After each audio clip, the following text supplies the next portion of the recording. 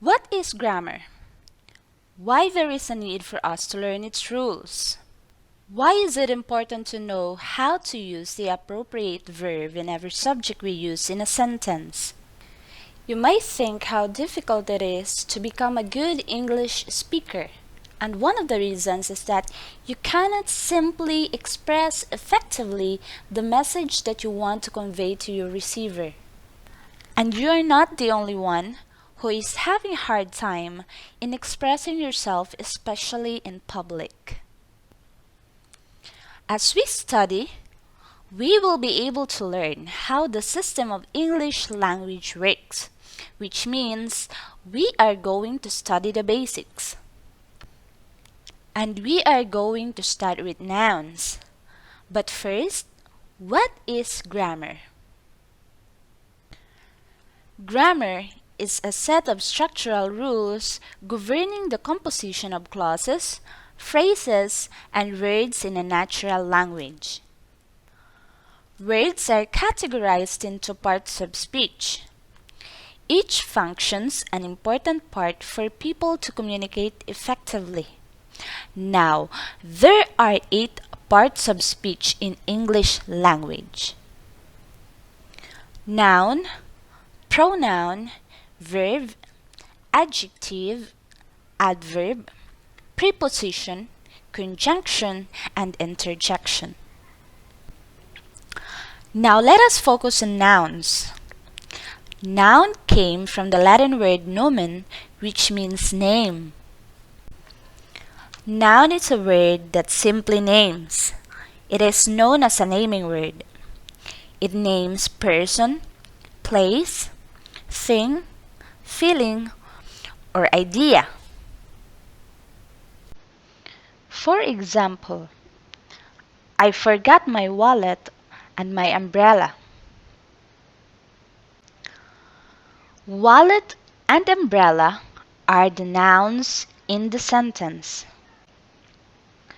Another, Mrs. Alba and Mrs. Reyes sing together. Now the nouns there are Mrs. Alba and Mrs. Reyes.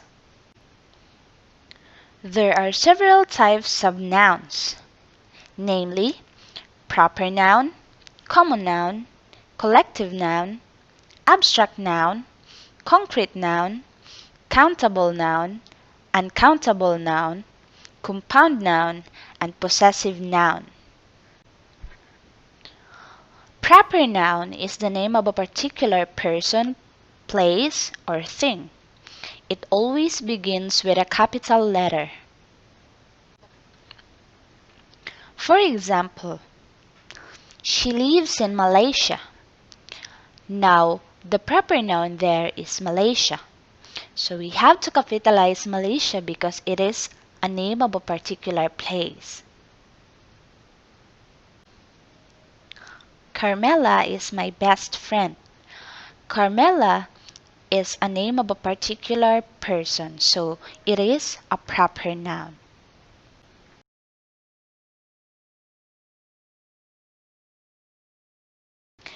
Next is common noun. Common noun is the generic name for a person, place, or thing in a class or group.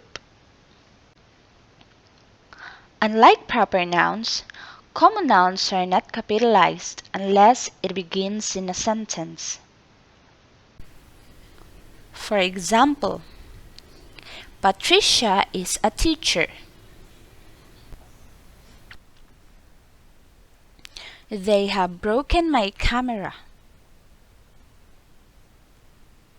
The words teacher and camera are general names for people and things, and that makes it common nouns.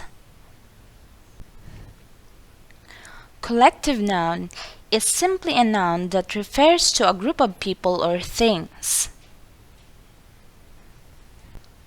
For example, there was a crowd at the parking lot. Our team loves to read Korean novels.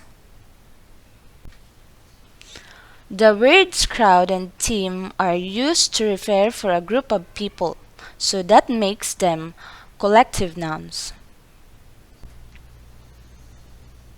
Next is abstract noun. Abstract noun is a noun that names idea or thing that cannot be perceived by our senses. It can be quality, idea, or concept. For example, my father is full of wisdom. Rodrigo had a fear that he wouldn't pass the examination. If you notice, the words fear and wisdom are both nouns that cannot be perceived by our senses. It is just a thing that we cannot see, hear, touch, smell, or taste. They only denote quality or state, and that makes them an abstract nouns. Next is concrete noun. Unlike abstract noun, concrete noun is a noun that denotes something that can be perceived by our senses. Concrete noun is a type of noun that represents something that can be seen, heard, tasted, smelt, or touched. For example, I left the pot on the bus. My mother made me delicious snacks.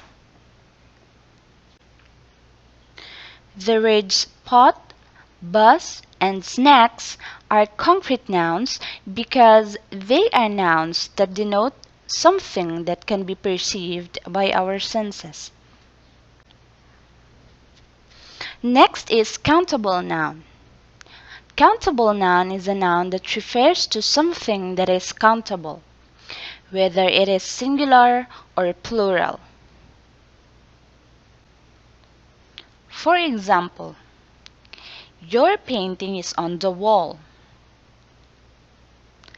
How many shoes are on his shoe rack? The countable nouns are painting and shoes. Next is uncountable noun. Uncountable noun is commonly known as mass noun. It is a noun that cannot be counted and cannot be pluralized. For example, his hair is so thick. I put a lot of sugar on my lemonade.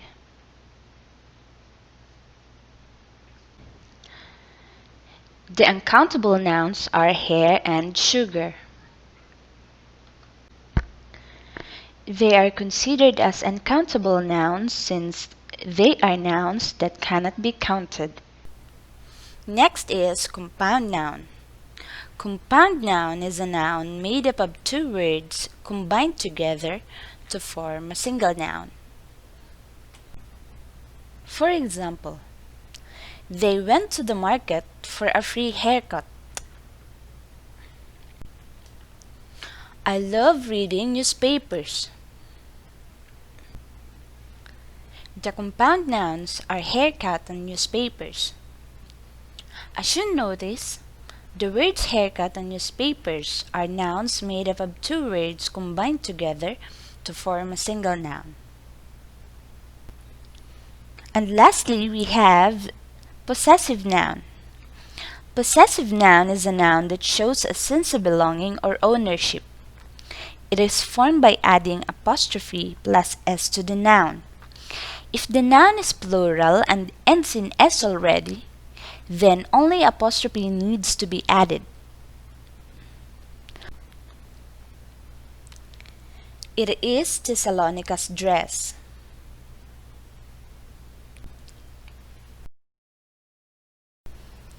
One of the teacher's responsibilities is to maintain an overall physical classroom atmosphere. We only add apostrophe plus s to singular nouns to show ownership, just like the first example. You notice in the second example, since our noun is plural, we only add apostrophe after the letter S.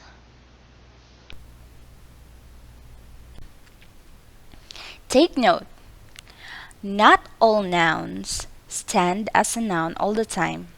It always depends on how we use the word in a sentence. Now take a look at this example. Mother bought Maria a baby bear. The word mother here is a noun. And to be specific, it is a common noun, right? Now how about this sentence? Maria mothers her baby bear. Now the word mother here is a verb and not a noun because it tells us that Maria acts as a mother to that baby bear. The word mother here does the action of the sentence. If you think you gained something from this lesson, please do subscribe and do not forget to hit the bell button so that you will be updated on our next lesson. Thank you, and to God be the glory.